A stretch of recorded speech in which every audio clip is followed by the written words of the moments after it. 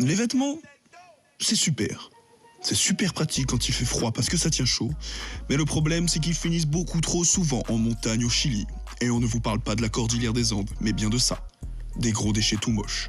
Sauf que pendant que ces montagnes grossissent, d'autres fondent à vue d'œil. Et toi? Oui, toi.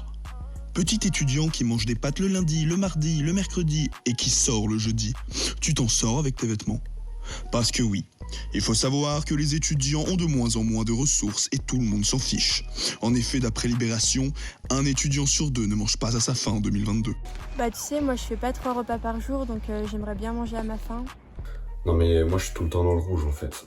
Nous, les étudiants, on n'a pas beaucoup d'argent. C'est pour cela que 4 Stapsiennes, c'est les gens qui font du sport, ont monté le vide dressing vestiaire. Ah, c'est quoi ce nom? Silence. Veste pour vêtements, hier pour le côté éco-responsable. De quoi tu parles? Tu connais Vestiaire? Bah non. Ok, on va vous expliquer. Vestiaire est un vide dressing caritatif qui vient en aide aux étudiants.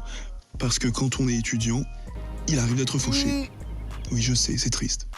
Le petit Robert définit un vide dressing comme une vente de vêtements d'occasion par des particuliers qui veulent s'en défaire. Cet événement regroupe toutes les personnes qui sont fans de vêtements mais qui n'ont plus de place dans leur dressing, les fashion victims qui font les stars qui changent de look tous les 3 jours et qui se lassent en 3 minutes et qui consomment comme 10, les personnes qui font attention à notre pauvre petite planète mourante et qui ont la présence d'esprit d'acheter en seconde main, mais aussi les personnes qui préfèrent rencontrer les gens en vendant des vêtements plutôt que d'acheter derrière un écran.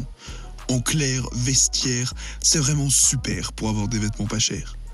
On ne vous l'avait pas dit, mais on s'associe avec 2 kilos de culture.